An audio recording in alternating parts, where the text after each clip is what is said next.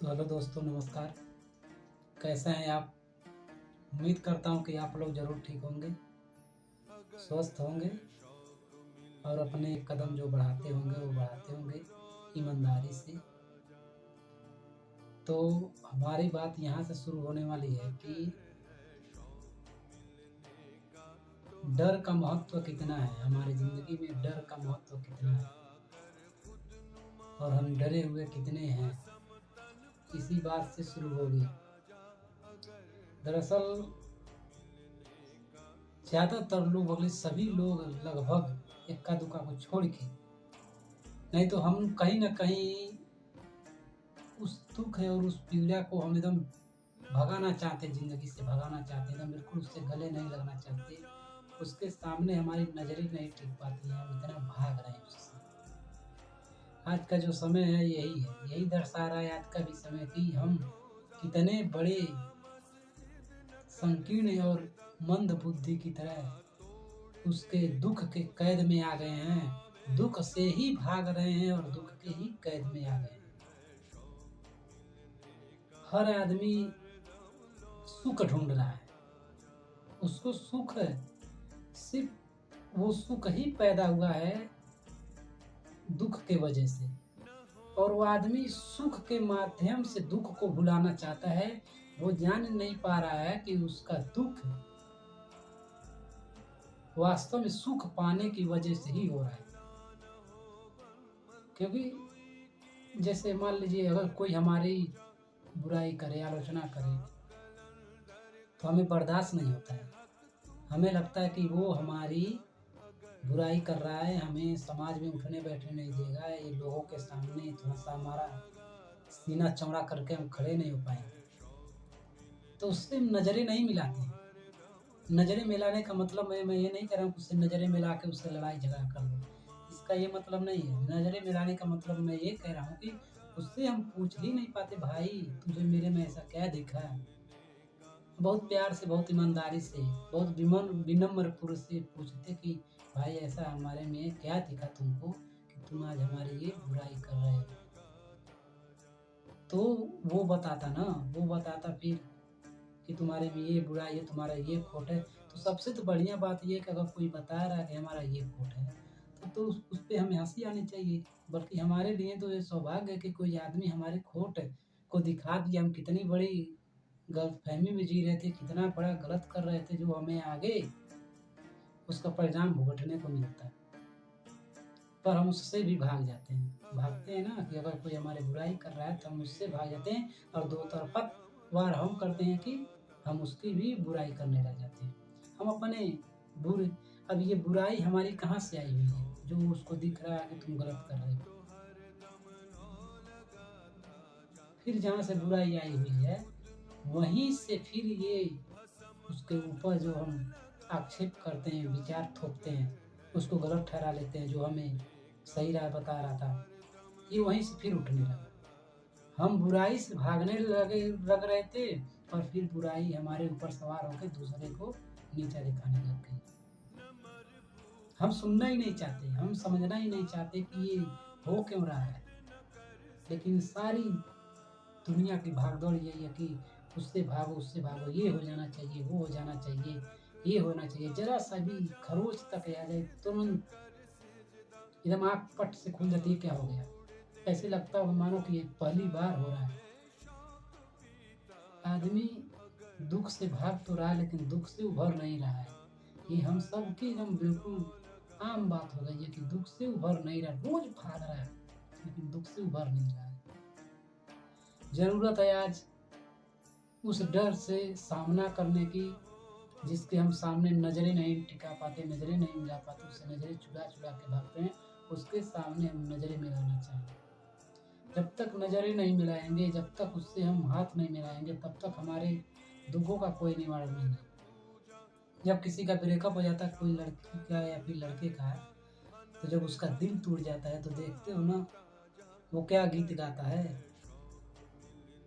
अपवाद है मान लीजिए, लेकिन फिर भी इसका एग्ज़ाम्पल ले लेते हैं। वो बोलता है कि अब दुःख ही मेरा साथी हो गया,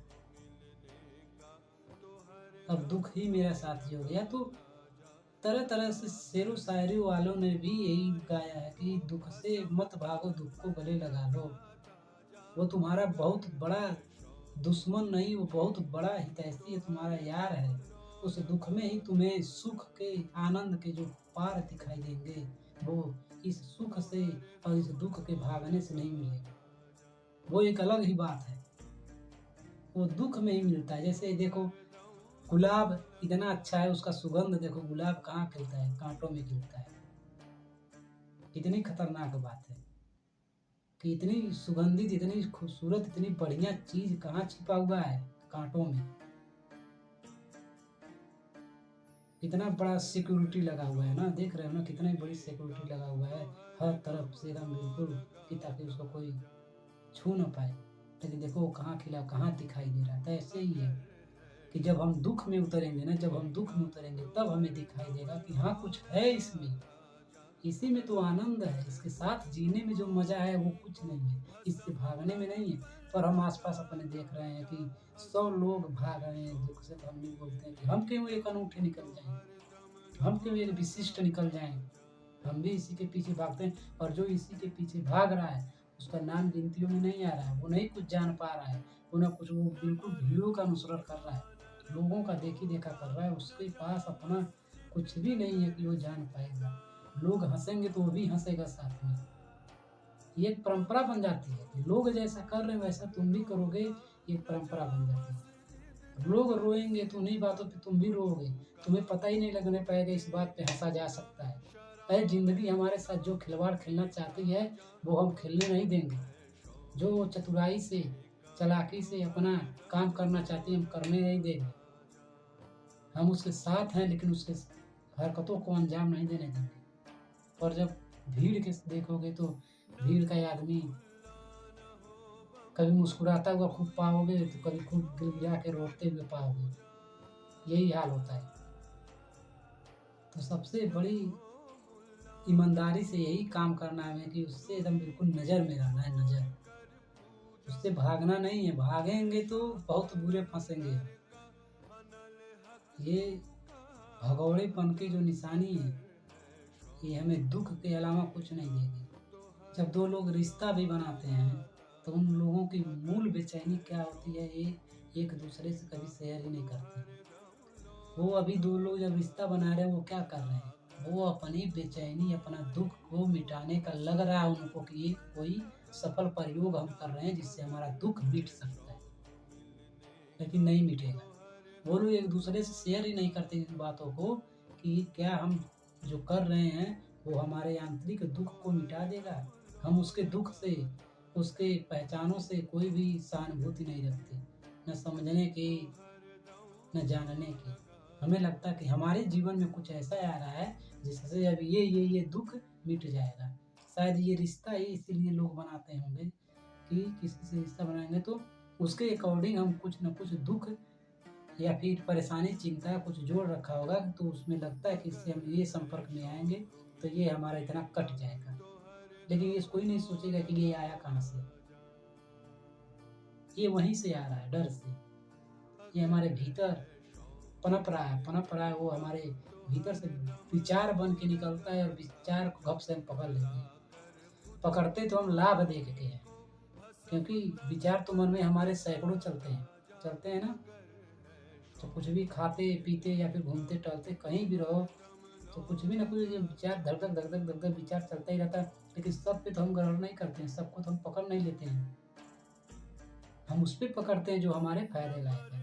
अब पकड़ते तो जो सही है कि हम हमारे फ़ायदा लायक है, लेकिन हम उसके जिसमें फ़ायदा है, उसकी हम नुकसान नहीं देख पाते। उसमें सिर्फ़ ऊपर का जो मुखौटा है वो देखते हैं कि हाँ, ये चीज़ फ़ायदा है, अब इस चीज़ पे हम अपना अमल कर लेंगे। लेकिन उसी के साथ भीतर छिपा होता है दुःख। कितना अजीब बात है कि जहाँ हम सुख ढूँढ रहे हैं उसके भीतर दुःख छिपा हुआ है, या जहाँ दुःख ढूँढेंगे उसके भीतर आनंद छिपा हुआ है। कितना बढ़िया बात है। इसीलिए तो कबीर साहब बोलते हैं, दुःख में सुमिरन सब करे, सुख में करे न कोई। इसीलिए बोलते हैं कि दुःख में तो सुमिरन करते हैं कि यहाँ क्या हुआ? जाँच-पड़ताल करने लगते हैं, क्या हुआ? कहाँ अनर्थ हुआ? कहाँ गलत हो गए? कैसे हुआ? सब कुछ एकदम दिमाग दौड़ा देते हैं। लेकिन जब सुख आता है तो वो बल्ले बल्ले ये काम हो जाता है हमारे, इसलिए हमारे साथ दुख होता है। सुख में दुख है, दिखाई नहीं देता है। दुख में आनंद है, पर दिखाई नहीं देता। उसमें डूबने पर ही पता चलेगा। तुम निसंदेह, मैं ये बात बोल रहा हूँ कि कोई भी आदमी निसंदेह सुख में इतने गोते लगा ले, इतने डूब जाए कि उसको एकदम बिल्कुल कुछ खबर ही नहीं रह जाए दुख का, वो उसी में पाएगा कि हाँ बहुत बड़ी दुख में मैं झेल रहा हूँ। उसमें वो असली दुख का अनुभव करेगा, वो जानेगा कि हाँ यहाँ कितनी बड़ी दुख है, कितने बड़े दुख में जी रहे हैं। इसी को लोग फोटो में छाप रखे हैं कि स्वर्ग नरक के जो चित्र दिए रहते हैं कि आग में जल रहे हैं, तो उसी तरह अनुभव होगा कि आग में जल रहे हैं। वहाँ से जब दुख पता चलेगा तब तुम्हें पता चलेगा कि अब ये दुख में ही आनंद ढूंढना है, और कोई रास्ता नहीं है कि सुख के माध्यम से आनंद कोई पा जाए, और कोई रास्ता नहीं है। जितना भी ऋषियों मुनियों को, त्यागी तपस्वियों को हम देखेंगे, उन्होंने कभी सुख के पक्षधार में अपना मार्ग नहीं ढूंढ पाया। उन्होंने कांटों पे चला है, पत्थरों से चोट खाई हुई है, नदियों को नंगे पार किए हैं, तब जाके उनको कुछ छोटा सा अनुभव हुआ है जो कि बहुत बड़ा अपने आप में है। और हम लोग कहाँ हैं? हम लोग वहाँ जी रहे हैं जहाँ से वो लोग उठे थे, और उठे थे आज उनकी हम पूजा कर रहे हैं। हम भी वो संभावना रखते हैं, हम भी वो पा सकते हैं, पर हम नहीं पाना चाहेंगे क्योंकि हम बड़े ढीठ हैं और बड़े अड़ियल हैं। हमने एकदम बिल्कुल सुख को ही सारा संपन्न समझ रखा है।